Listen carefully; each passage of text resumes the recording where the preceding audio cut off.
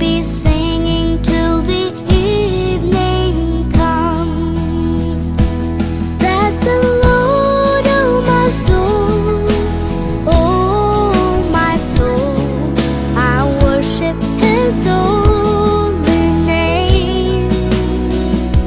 Sing like never before, oh my soul. I worship Your holy name. You're rich in love and You're slow to anger. Your name is great and Your heart is kind. For all Your goodness I will keep on singing. 10,000 reasons for my heart to find. Bless the Lord, oh my soul, oh my soul. I worship His holy name. Sing like never before, oh my soul. I worship Your holy name.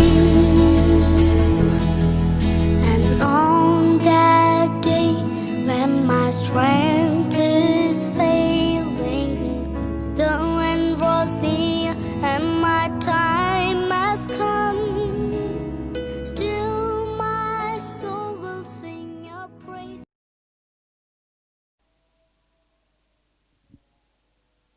Shalom Bapak Ibu yang dikasihi Tuhan, bersyukur pada pagi hari ini kita dipertemukan di dalam ibadah. Harapan kami sekalipun Bapak Ibu ada di rumah tetap sehat dan rohnya tetap menyala-nyala di dalam Tuhan. Mari kita persiapkan hati kita bersatu di dalam doa. Tuhan Yesus, kami mengucap syukur buat pagi hari ini Tuhan. Kau masih memberikan kesempatan kepada kami untuk dapat menikmati kebaikan Tuhan, anugerah-Mu atas hidup kami Tuhan. Terima kasih Tuhan, kami rindu untuk memuji membesarkan nama-Mu Tuhan. Kami mempersiapkan seluruh hidup kami, hati kami Tuhan untuk memuji dan menyembah-Mu. Terima kasih Tuhan, di dalam nama Tuhan Yesus Kristus. Haleluya. Amin.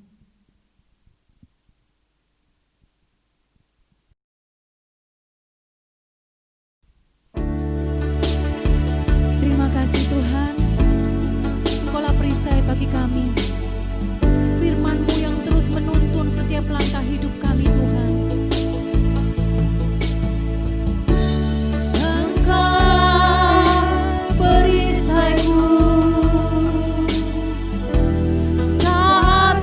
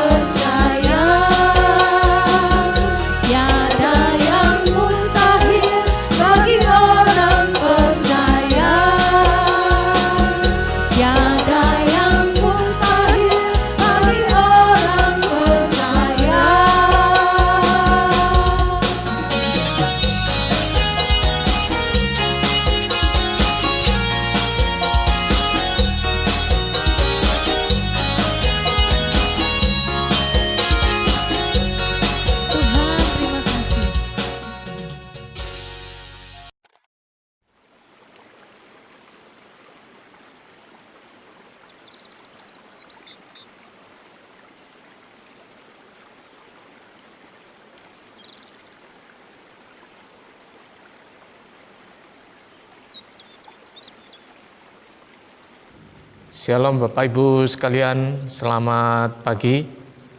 Sebelum firman Tuhan disampaikan, baiklah kita terlebih dahulu untuk berdoa.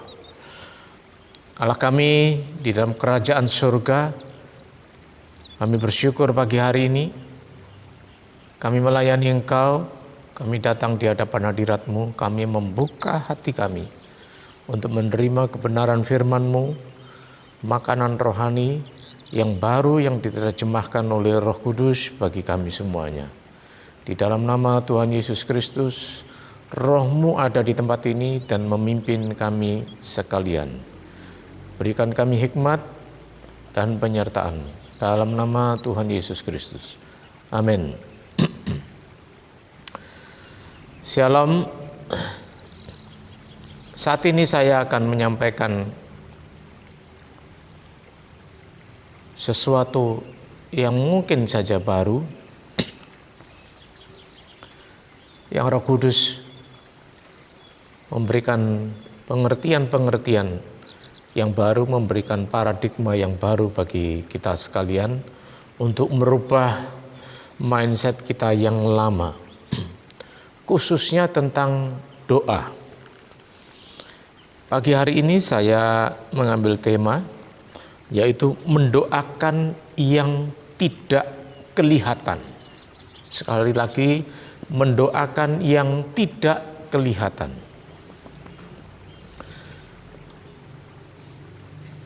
Esensi daripada berdoa adalah kita melayani Tuhan, berbicara kepada Tuhan.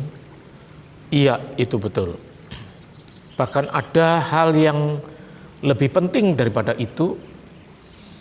Kita mempunyai sebuah masalah atau problema dan kita mengerti, ini sesuatu yang mustahil, yang tidak mungkin. Hanya Tuhan yang bisa campur tangan. Hanya Tuhan yang bisa membuat mujizat. Hanya Tuhan yang namanya disebut Jehovah Jireh yang mampu menolong saya. Itu adalah materi yang lain, jadi mendoakan hal-hal yang tidak mungkin. Tetapi pagi hari ini kita membicarakan yaitu mendoakan hal yang tidak kelihatan secara fisik, secara jasmani. Mengapa hal ini perlu didoakan? Bahwa doa itu bekerja di alam spiritual. Sadar ataupun tidak, kita berada di dalam dua dimensi, yaitu alam roh atau alam spiritual. Yang kedua adalah alam yang natural, alam fisik atau alam jasmani. Jadi kita hidup di dalam dua dimensi alam ini.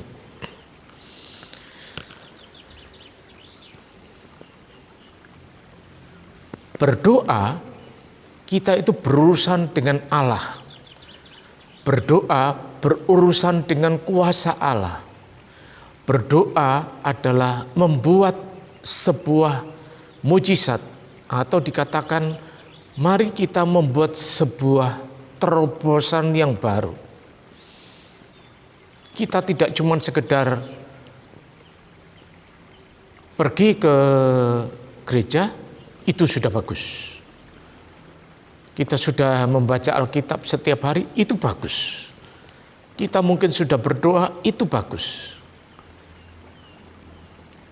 Tapi lebih daripada itu, mungkin hal yang ini belum dikerjakan, saya tidak tahu. Tergantung pribadi umat-umat Tuhan di tempat ini masing-masing. Tetapi saya begitu terkejut, sebenarnya kita sudah melakukannya di ruang doa. Tetapi di dalam aktivitas sehari-hari ini terlupakan. Kita seakan-akan hanya melakukannya di ruang doa. Mungkin di sini hari Selasa malam, itu saja yang kita kerjakan. Tapi lepas daripada itu, kita tidak mengerjakannya apa-apa. Inilah yang perlu kita mungkin perbaiki, bahwa ada sesuatu yang dahsyat yang perlu kita kerjakan, yaitu mendoakan hal-hal yang tidak kelihatan. Perlu sebuah pemahaman yang baru, seperti kata firman Tuhan, bahwa dunia fisik ini diciptakan oleh firman Allah. Ibrani pasal 11 ayat yang ketiga, saya akan membacakan.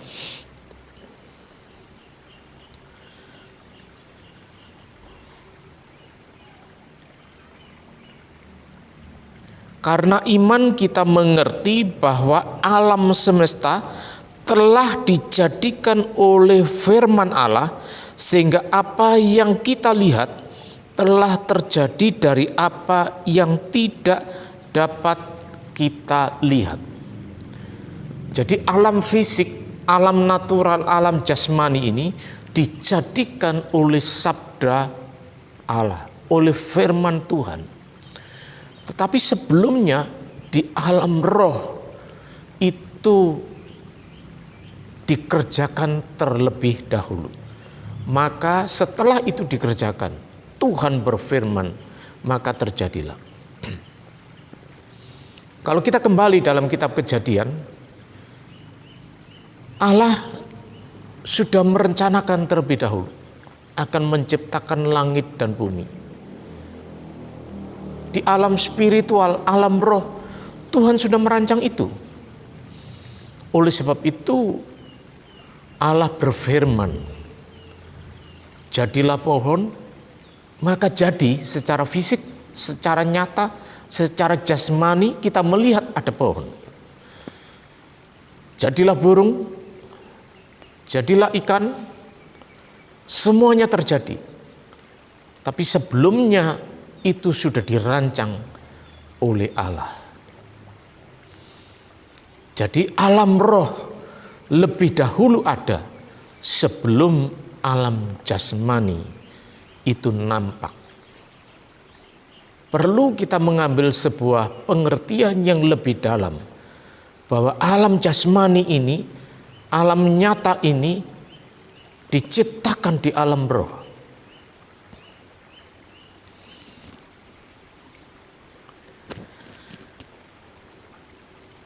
Kita melihat satu ayat lagi di dalam Kolose pasal 1 ayat yang ke-16.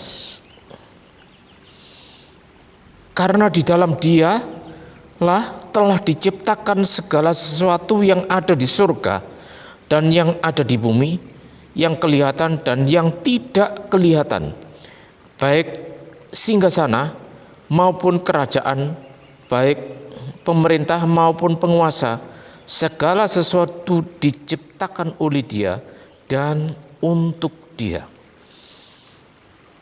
Di dalam Dia telah diciptakan segala sesuatu di surga.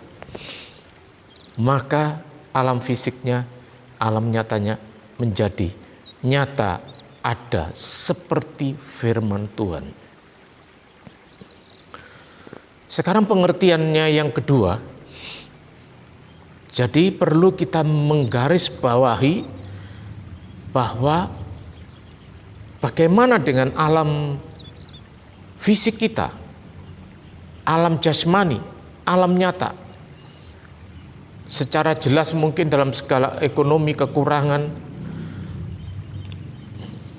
sakit, penyakit, masalah, mari kita berdoa.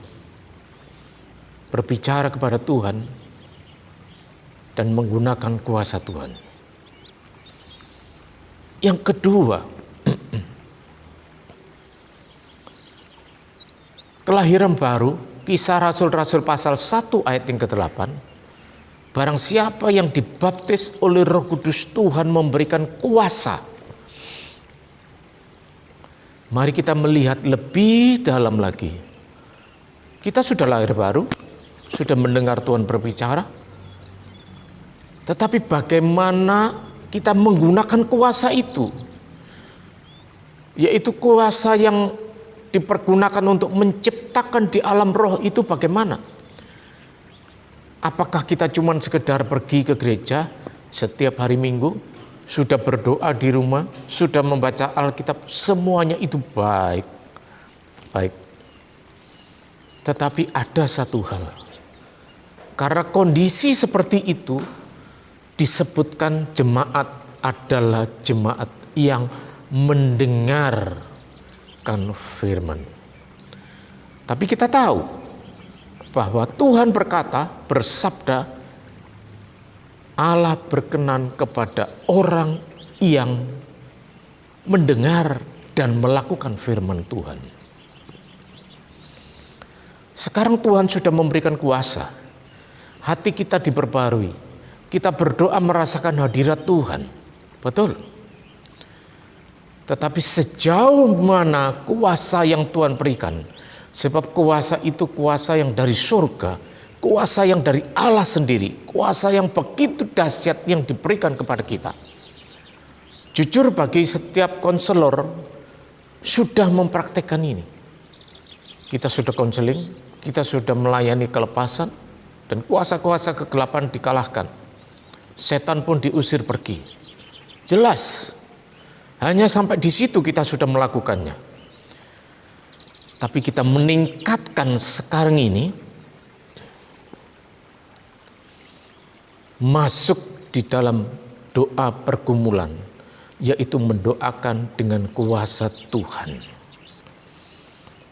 Agar kita menciptakan dengan kuasa Tuhan di alam roh. Agar itu mempengaruhi alam jasmani yang kurang bagus, diciptakan di alam roh. Daripada kita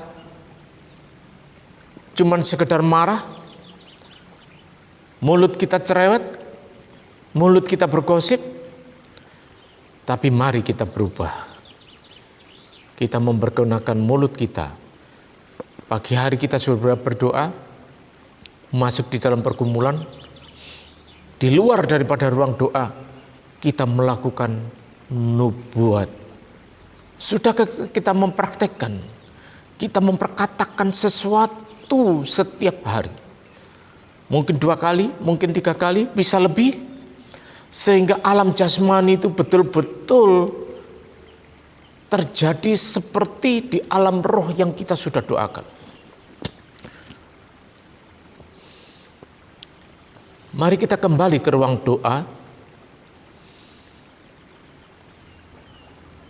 Ketika kita masuk di dalam penyembahan, berkali-kali sudah, tanpa kita sadari dan belum saatnya kita mengerti bahwa ketika kita masuk dalam penyembahan, maka di langit ada kegelapan yang merintangi doa kita. Padahal firman Tuhan mengatakan, ketika kita sedang berdoa, kita itu mengetuk pintu surga. Kita sudah diberikan kunci kerajaan surga. Kita mengerti firman Tuhan katakan bahwa berdoa itu mengikat dan melepaskan kuasa. Dan itu prakteknya terjadi. Ketika kita masuk di ruang doa pada hari Selasa malam, maka kita masuk di dalam penyembahan itu, sebentar lagi suasana kegelapan itu sirna dan terang mulai muncul. Sehingga doa kita terus naik di hadapan Allah di dalam kerajaan surga. Itu terbukti di alam roh. Ada satu keadaan yang perlu kita sadari. Bahwa kita tidak bisa santai-santai, kita tidak bisa leha-leha. Tidak. Sebab kita paham bahwa oleh karena kesalahan Adam dan Hawa, tanah itu sudah dikutuk. Jadi hidup kita yang sekarang ini, ya seperti ini. Ngoyo, kerja keras. Tidak ada ayat yang mengatakan bahwa jika kita menangis di hadapan hadirat Tuhan, maka Tuhan memerintahkan malaikatnya untuk mengambil sebongkah emas di surga dan turun dari surga untuk memenuhi kebutuhan kita. Tidak ada ayat yang seperti itu. Tapi yang Tuhan beri adalah kunci kerajaan surga, kuasa. Berdoa itu mengikat dan melepaskan. Itu yang Tuhan sudah beri pengertian kepada kita. Dan kita yakin bahwa kuasa itu sudah ada. Lebih dalam lagi saya katakan bahwa Yesus itu hadir di dalam hatiku. Dia yang menciptakan langit dan bumi. Dia yang menciptakan alam jasmani ini menjadi nyata. Itu ada dalam hatiku. Betapa besar sebetulnya kuasa yang Tuhan berikan bagi kita. Oleh sebab itu dikatakan di dalam Efesus pasal 6 ayat yang ke-12.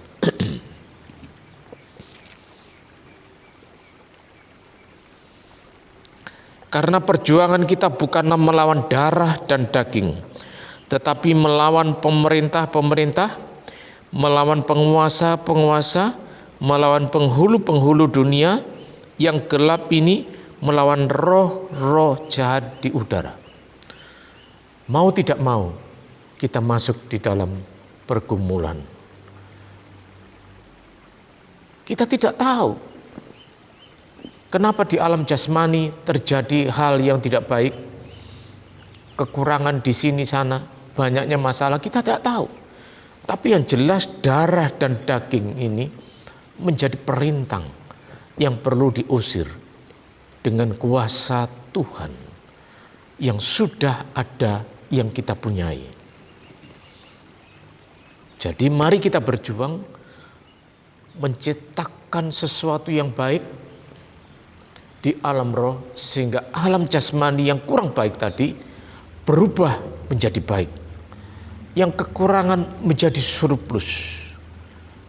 Apakah kita tidak sedih melihat sesama jemaat menghadapi suatu problema keuangan? Kita sedih. Betapa bahagianya kita jika ada kesaksian diberkati oleh Tuhan, menikmati sebuah mujizat, mengalami kesembuhan, ditolong oleh Tuhan, hidup berjalan bersama dengan Tuhan, merasakan penyertaan Tuhan. Itu dahsyat. Inilah kesaksian yang perlu kita dengar. Jadi yang pertama tadi dikatakan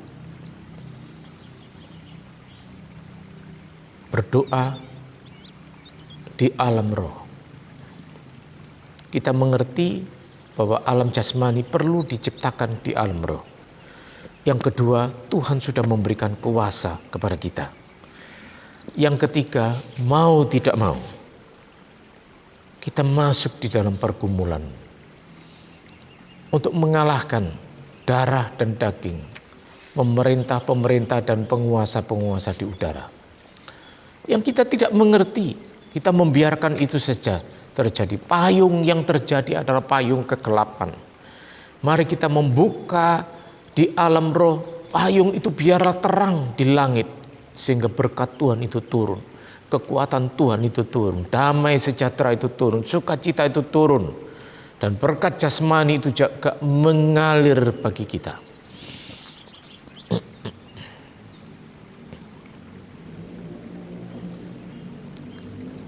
Sebagai ayat penutup,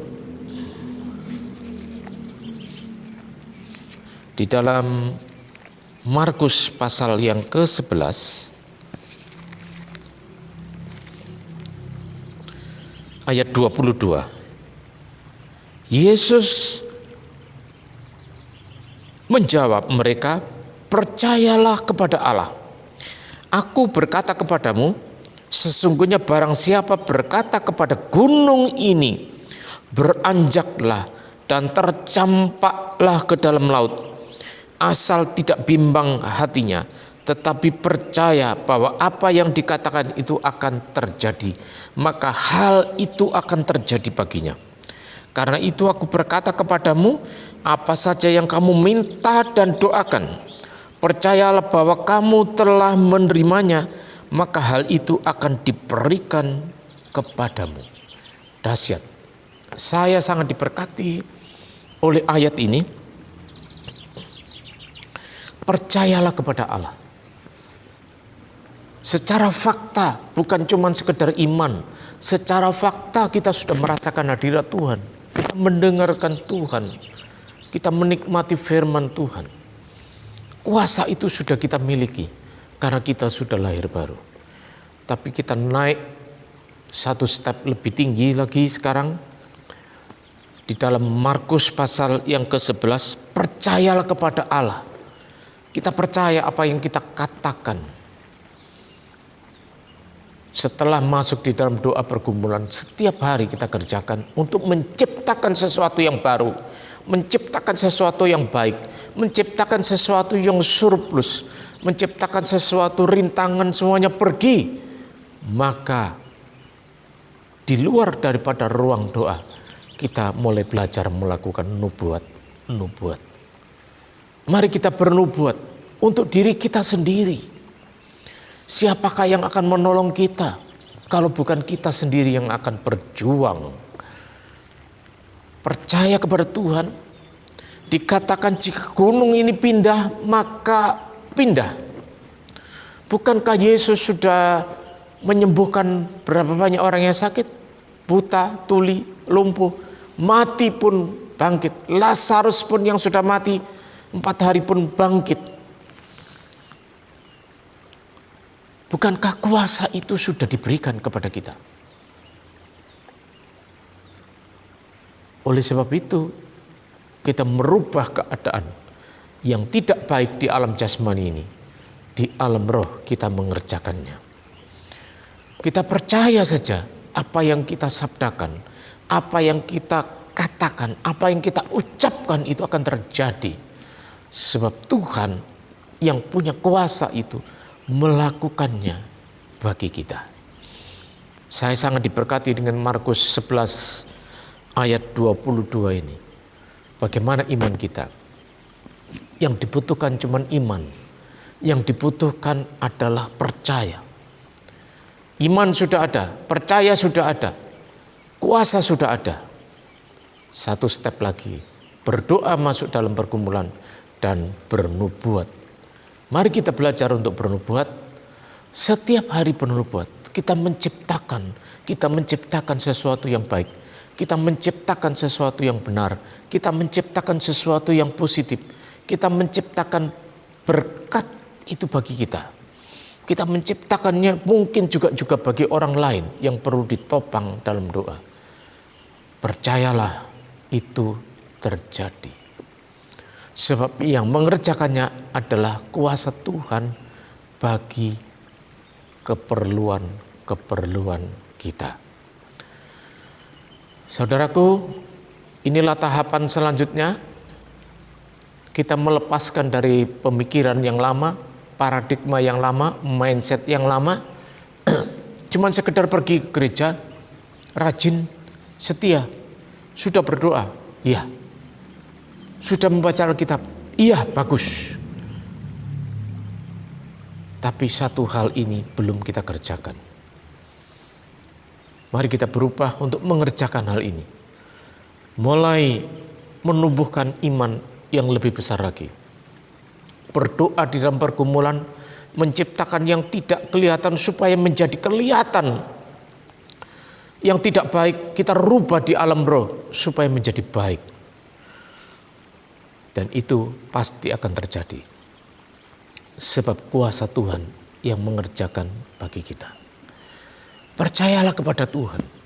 Percayalah kepada Allah.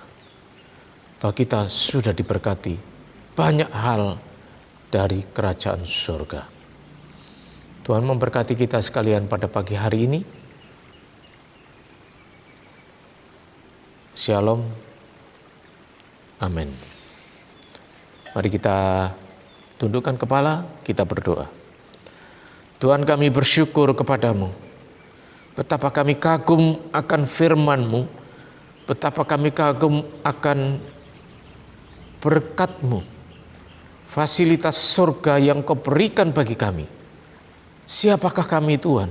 Hanya sekedar tanah liat. Tetapi Engkau memberikan kuasa yang dahsyat yang daripada Engkau. Tuhan, memberkati lidah bibir kami untuk melakukan sesuatu yang benar, melakukan sesuatu yang positif, memperkatakan sesuatu yang baik dalam nama Tuhan Yesus Kristus. Pagi hari ini kami diberkati Tuhan. Kami pulang membawa berkat-Mu yang baru, pengertian yang baru. Kami mau berubah, menciptakan sesuatu, sebab kuasa itu sudah di dalam kami. Dalam nama Tuhan Yesus Kristus, glory bagi Engkau. Amin. Bawa hidupku sekarang ke tempat kudus-Mu Tuhan.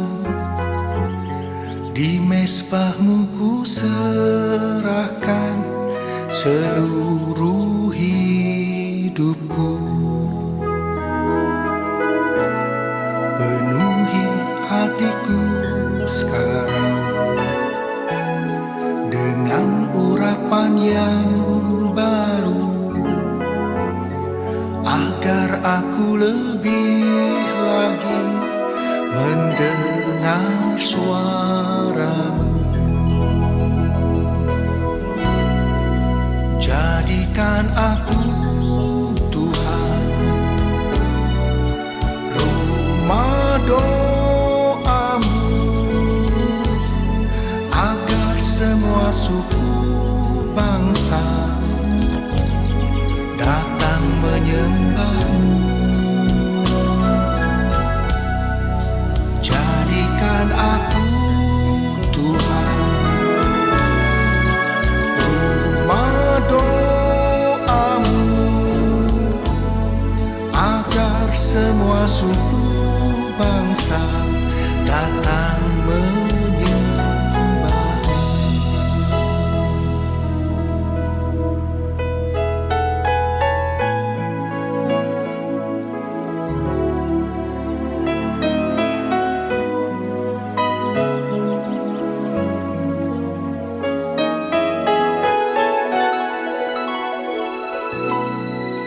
Bawa hidupku sekarang ke tempat kudus-Mu Tuhan.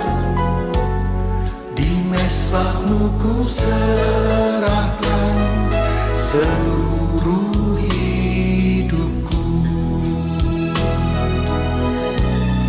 Penuhi hatiku sekarang dengan urapan yang baru, agar aku lebih lagi mendengar suara-Mu. Jadikan aku Tuhan rumah doa-Mu,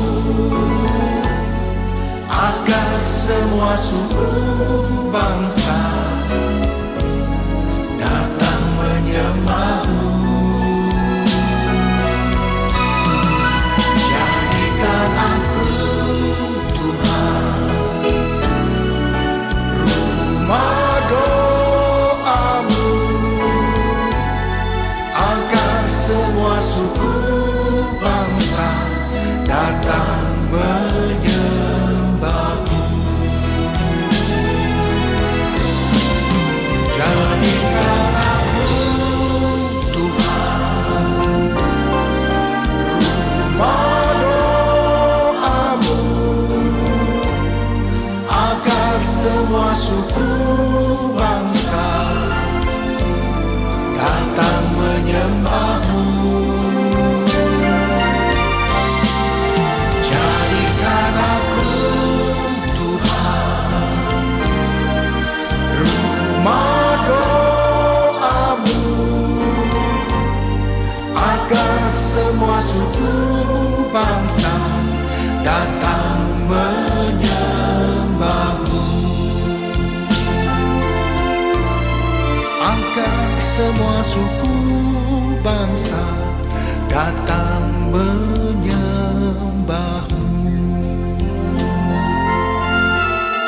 Agar semua suku bangsa datang memberi